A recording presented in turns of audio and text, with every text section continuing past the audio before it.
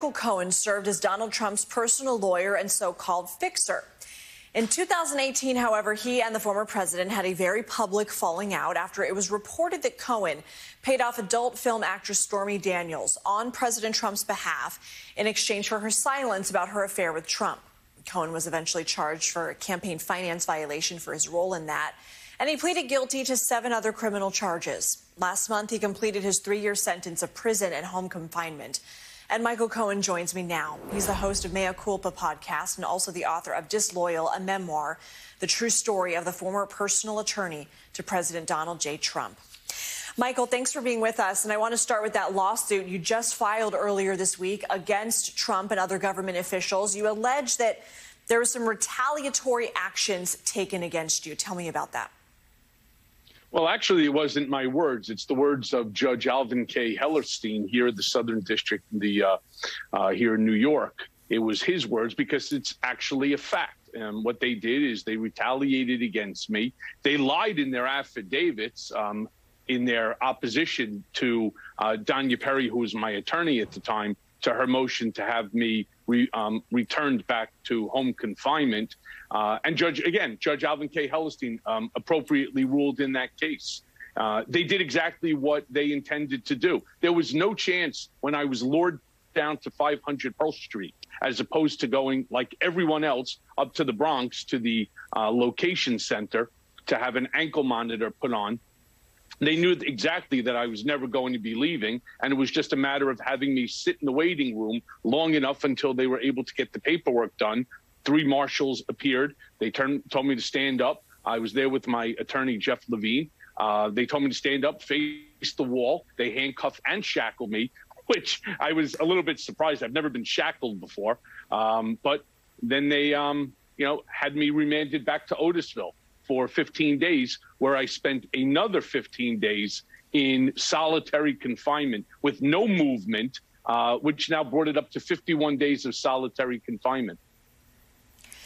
I want to ask you, because obviously you're in a unique position here. You used to be the president's former fixer. Now you're suing for retaliation here. But before your fallout with the former president, you were firmly in the inner circle. At what point did you know you were being pushed out?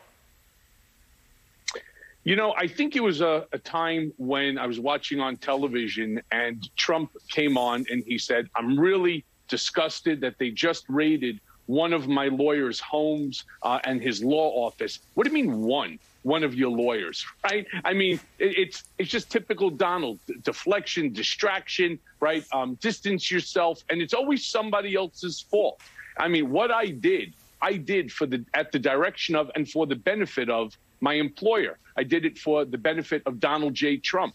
And, I really came to an awakening. It was during a ABC George Stephanopoulos interview when I turned around and I said that my first loyalty has to lie with my wife, my daughter, my son, and my country. And I will not be remembered, as far as history is concerned, as the villain of Donald Trump's story. I want to ask you some of the developments we saw this week. I mean, what do you think is going through Mark Meadows' head right now? He's turned over all these texts and documents. He won't fully cooperate, though, with the special committee. What do you think is going on there? Yeah, so, I've been very vocal about Mark Meadows for a multitude of reasons. First and foremost, as I continue to say, I think Mark Meadows is the dumbest a-hole on the Hill, to be very honest with you. Not only does this dope go ahead and put out a book, now trying to claim, the rights under the Fifth Amendment against self-incrimination. Hey, stupid, you put out a book. They now have the right to ask you about things like that. I mean, that was his first mistake. The second is, and this is something that I constantly look at and I think about when I see the nonsense that goes on in the inner circle, considering I was there at one point and at the top of the heap.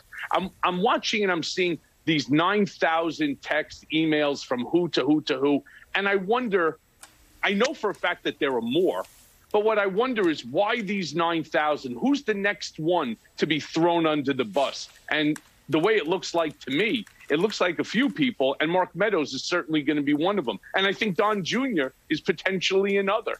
All right, Michael Cohen, thanks for your time today. You got it, Lindsay. Still to come, another COVID-19 wave, positive tests, hospitalizations, fatalities, all on the rise.